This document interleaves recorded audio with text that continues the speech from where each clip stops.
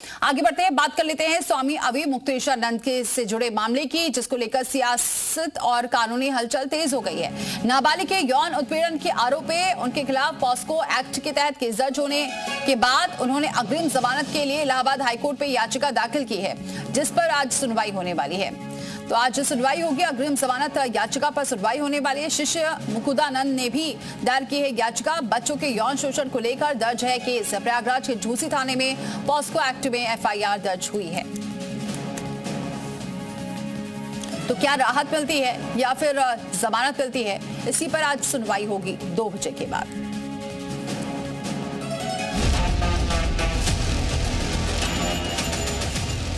क्या अभी मुक्तेश्वरानंद बुरी तरह फंस गए?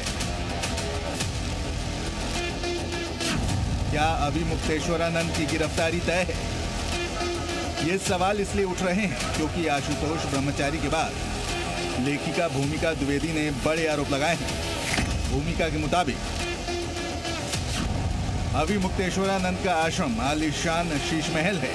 आश्रम में स्विमिंग पूल और विलासिता की चीजें हैं। सन्यासी नहीं बल्कि राजा की तरह रहते हैं अभी मुक्तेश्वरानंद। वहाँ जाकर जो चीजें देखी है, हाँ वो बिल्कुल आश्रम की तरह नहीं है। मैं तो ये सोची गई थी कि गार्डन होगा, गायें बंधी होंगी, एक आश्रम की जो छवि दिमाग में मेरे थी, ऐसा नहीं है। वहाँ पे हाँ स्विमिंग पूल है और वो जो उनकी सखी हैं, वो जो मालकिन है आश्रम की, अभी बताया जा रहा है कि वो किसी और को बता रहे हैं। वो नहीं है जो इनकी सखी है, वो दूसरी है। मेरे पास उनकी तस्वीरें भी हैं। वो बहुत क्लोज होकर बैठती हैं, कान में उनसे बातें करती हैं। वो उनकी बहन नहीं है। यानी अभी मुक्तेश्वरानंद के शिष्यों पर पहले से ही पॉस्को एक्ट का शिकंजा कस चुका है और अब एक बार फिर से आश्रम को लेकर सवाल उठ रहे हैं। हालांकि इसे अभी मुक्तेश्वरानंद खारिज कर रहे हैं। शीश महल और स्विमिंग पूल और दुनिया भर की जो बातें आ रही हैं, ये सब इस समय मौका है।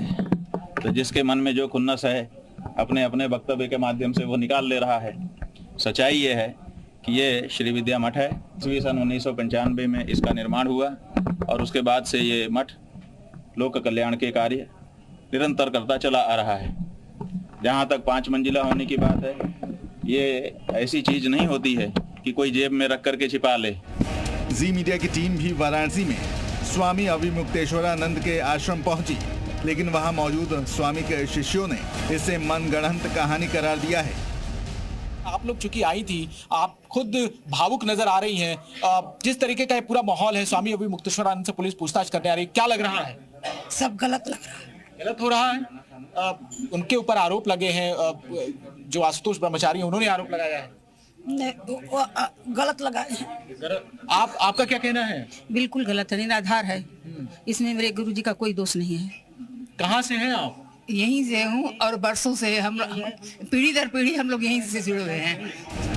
आरोप तो ये भी है कि आश्रम में रहने वाली अभी मुक्तेश्वरानंद की सखी के इशारे के बिना एक पत्ता भी नहीं हिलता। लेकिन अभी मुक्तेश्वरानंद की सबसे करीबी शिष्या का कहना है सारे आरोप बेबुनियाद हैं। तरह के आरोप उन पे लग रहे हैं कि श्री विद्या मठ में आलीशान शीश महल है, स्विमिंग पूल है और ये एक अलग दुनिया है। यहाँ पर पाताल लोक उसका नाम दिया जा रहा है। जो लेखिका है उन्होंने आरोप लगाया है। देखिए, आप मीडिया वाले हैं, कैमरा आपके पास है, आप दिखाइए क्या लग्जरी आपको नजर आ रहा है।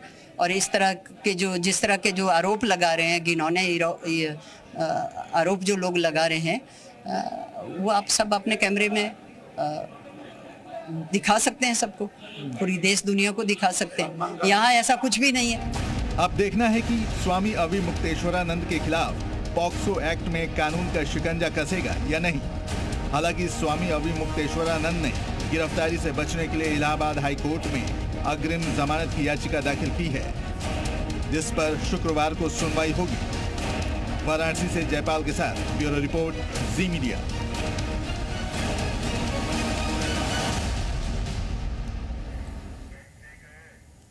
तो बच्चों के यौन शोषण के आरोप का ये पूरा मामला है। विवेचना अधिकारी को मिली है मेडिकल रिपोर्ट, कोर्ट पे पेश की जाएगी मेडिकल रिपोर्ट। अभी मुक्तेशानंद पर यौन शोषण के आरोप है। झूसी थाने में पॉस्को एक्ट में एफआईआर दर्ज है। शिष्य मुकुंदानंद भी मामले में आरोपी हैं। तो इस मामले में अब जो रिपोर्ट है वो भी पेश की जाएगी, कोर्ट पे पेश की जाएगी। मेडिकल रिपोर्ट, जो कल रिपोर्ट आई है, विवेचना अधिकारी को मेडिकल रिपोर्ट मिली है और इसे अब कोर्ट पे पेश किया जाएगा। अब इस पूरे आधार को लेकर आगे की सुनवाई होगी।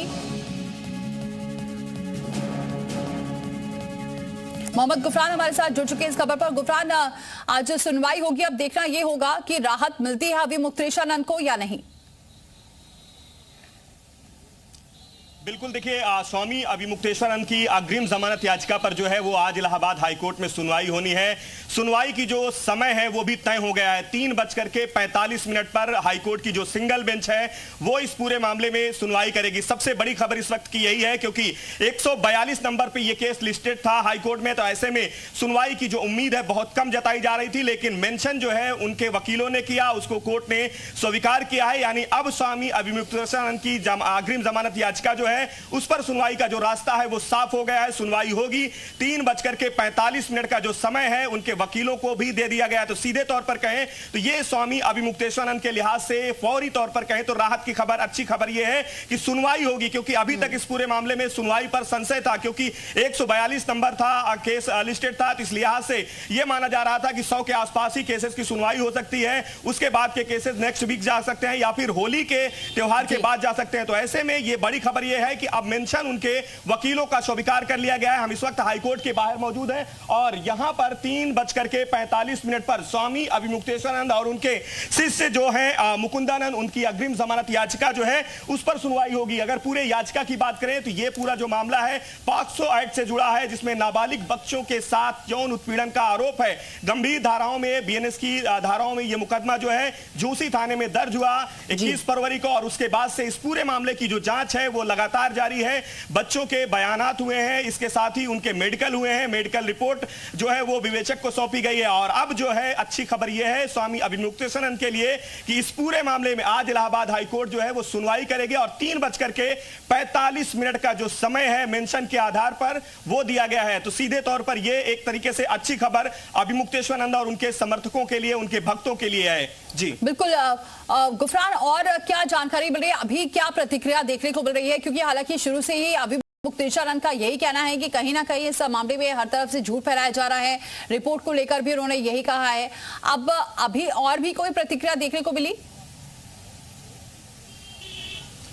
देखिए, अभी जो समय है वो मुकर्रर कर दिया गया है, तो अभी उनके वकील फिलहाल जो है कोर्ट परिसर के भीतर मौजूद हैं। उनका कहना है कि जब तक इस पूरे मामले में कोई फैसला, कोई ऑर्डर, कोई जजमेंट नहीं आ जाता है तब तक वो मीडिया से किसी भी तरीके से बातचीत नहीं करेंगे। लेकिन उनकी जो दलीलें हैं, जो प्रेयर हाईकोर्ट के सामने की गई है, उसमें यह कहा गया है कि जो आरोप उनके ऊपर लगाए गए हैं वो मिथ्य हैं, आधारहीन है, कोई उसके साक्ष्य नहीं है। जिन बच्चों को लेकर के ये आरोप लगाए गए हैं उन बच्चों से भी उनका कोई लेना देना नहीं है। कभी उनके मठ में, कभी उनके शिविर में वो बच्चे रहे नहीं है। तो ये जो उनकी तरफ से बातें हैं वो प्रेयर में कही गई हैं। उन्होंने ये भी कहा है एक बड़ी बात कि इस पूरे मामले में अगर उनको अग्रिम जमानत मिलती है तो जांच में यानी विवेचना में वो सहयोग करेंगे। तो सीधे तौर पर ये एक बड़ी जो बात है उनकी तरफ से अग्रिम जमानत याचिका में कही गई है। हालांकि ये संशय था कि आज सुनवाई हो भी पाएगी या नहीं, क्योंकि मामला 142 नंबर पे था, तो इस लिहाज से बहुत कम उम्मीद जताई जा रही थी। लेकिन मेंशन उनके वकीलों की तरफ से सुबह किया गया कोर्ट में और कोर्ट ने उनके मेंशन को स्वीकार कर लिया है। इस वक्त की जो सबसे बड़ी खबर है